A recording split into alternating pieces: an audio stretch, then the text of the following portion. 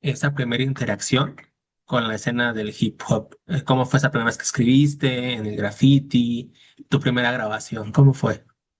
Pues mira, yo he tenido la suerte de nacer, o bueno, de criarme, mejor dicho, en Alcorcón, que es una ciudad a 8 kilómetros de la capital de Madrid. Somos como una ciudad dormitorio en la que la gente venía a dormir porque trabajaban en el centro, por eso se llaman ciudades dormitorio, y ha sido una ciudad metida y bañada por completo en el graffiti desde finales de los 80. Entonces, toda la década de los 90 hasta finales de los 90 que ya hubo un poco de pelea contra el graffiti, se blanquearon paredes y desaparecieron un montón de piezas míticas. Alcorcón siempre ha sido uno de los estandartes del graffiti, no solo en España, sino en toda Europa. Ha estado en fanzines alemanes, franceses, ha sido como una cuna y un sitio de referencia del graffiti, y a raíz de ahí es que también entró un poco la música relacionada con el graffiti, con el breakdance, al principio más electro y luego ya más rap al uso, ¿no?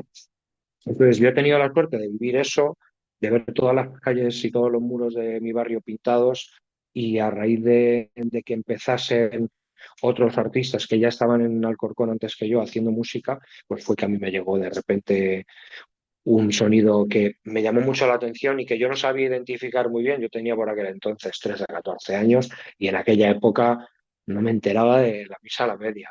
Entonces, empezar a escuchar eso y decir, ¿qué es esto? ¿Cómo? Me llamó la atención, pregunté, oye, ¿qué estáis escuchando? Me empezaron a pasar música y a raíz de ahí esta gente con la que coincidí años más tarde ya tenían un grupo entre ellos, y yo sin decir nada me escribí una letra. En uno de esos días de parque me solté mi primera letra y dijeron, ahora qué guapo y eso, ¿no? Y ya formé parte del grupo. El grupo se empezó a llamar La Fundación, de ahí pasó a llamarse 400% con algún cambio de miembros, y luego ya mi carrera en solitario, y desde entonces hasta ahora, es verdad que con algún parón, pero he vuelto para quedarme. Justo cómo nace Zenith y por qué el nombre?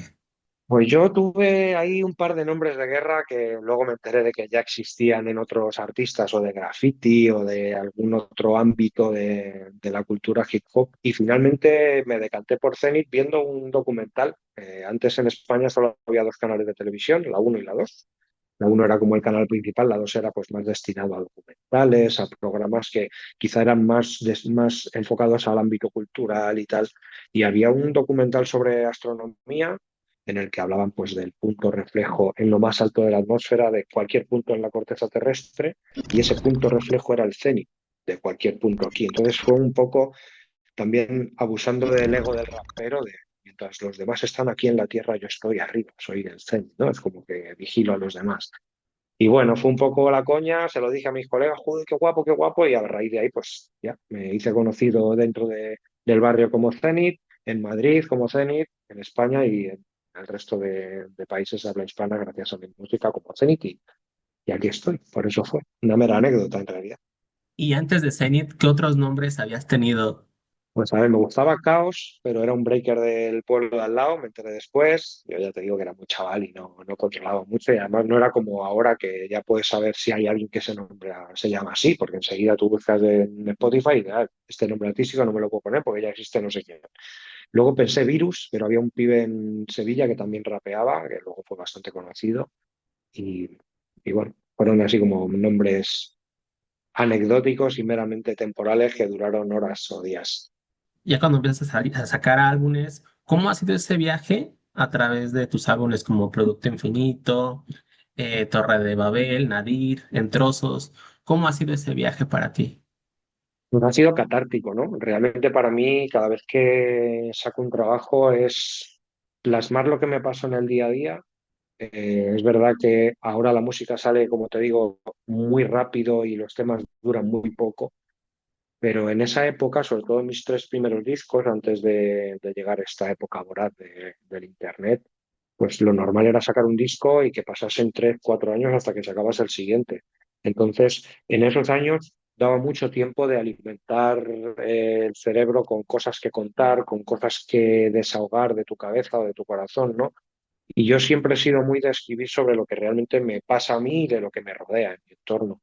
Entonces, realmente son como cerrar libros de mi vida, ¿no? O sea, mi vida son diferentes capítulos, es una serie de muchos capítulos, y algunos nunca los he contado, otros sí han salido y son esos discos de los que tú hablabas, pues Producto Infinito sobre todo fue mi primer disco y yo era más joven, más impetuoso y tenía toda una vida atrás de cosas que decir, ¿no? Era más no más violento, pero sí más impactante, ¿no? Como más guerrero. Luego es verdad que Torre de Babel siguió una estela un poco más musical, Nadir ya era más adulto y quizá fue un poco más experimental en cuanto al sonido, más electrónico y tal. Fue un disco como quizá poco comprendido, porque quizá yo miraba otro tipo de sonido que luego más tarde se ha demostrado pues con autotune y con vocoder y tal que es lo que se ha quedado para siempre o aparentemente para el resto del tiempo que nos queda por delante como algo básico en la música y como sonidos más electrónicos, no tan orquestales o quizá no tan orgánicos.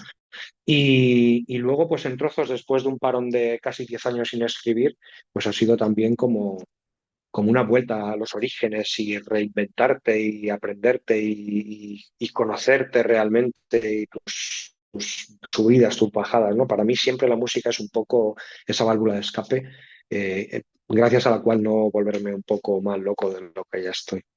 Y ¿cómo ha ido cambiando la manera en cómo ves la vida y tu entorno a través de todos estos años, ya en la manera más como personal? A ver, es verdad que, a ver, uno madura, aunque sea tarde y mal, pero me siento que soy una persona mucho más pausada.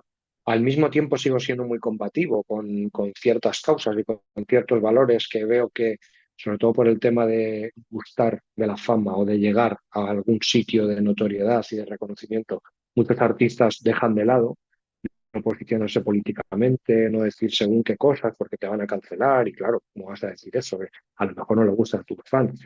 A mí eso me la suda. Hablando mal, es algo que no me importa. Yo sé que hay gente que me sigue o que me ha seguido que de repente parece que no me escuchaban por algún comentario, por alguna declaración en Instagram o tal. Pero ¿cómo puedes decir eso?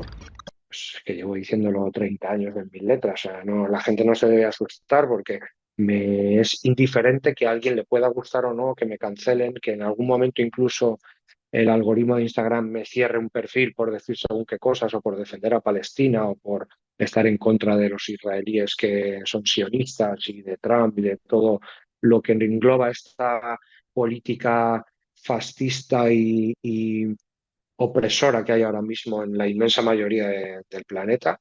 Entonces, esas cosas al final afectan a la visibilidad de mi música, pero creo que también me otorgan esa veracidad, ¿no? Esos valores a los que siempre soy fiel y que, bueno, que al final me definen como artista y como persona, ¿no? Entonces, para mí es muy importante pues eso, no perder esa esencia y que quien le gusta lo que hago sepa por qué y conozca un poco el motivo por el que yo me expreso así o defiendo según qué cosas.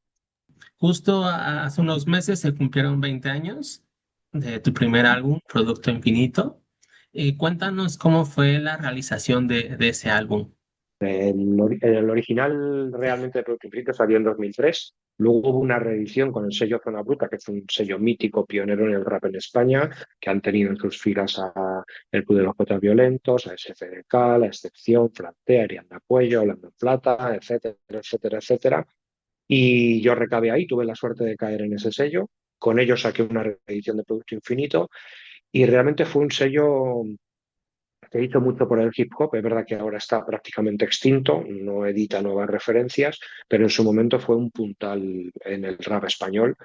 Y tuve la suerte de formar parte de ese sello discográfico y de sacar mi primer disco cuando esa primera edición de 2003 quedó como olvidada por completo y poder mostrar esos temas, pues sobre todo llegar a Latinoamérica y a otros puntos que no eran estrictos del hip hop, gente que no escuchaba rap, rock, punk, pop, y eso me ayudó un montón. Fue un disco que costeé por completo yo, con una especie de autoproducción que en aquella época no era algo habitual, ahora lo hace todo el mundo, en el que yo costeé estudio, fotografía, diseño gráfico, fabricación, distribución, etcétera, etcétera.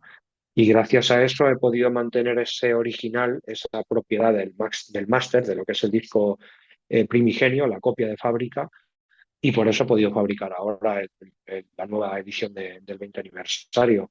Y fue complicado y a la vez muy bonito pegarme con todo ese proceso de fabricación y tener a mi lado a gente que apostó por ese producto y a los que guardo muchísimo cariño desde entonces, porque al final es mi primer hijo y es al que más cariño tengo, aunque toda la relación que ha habido con él haya sido un poco agridulce.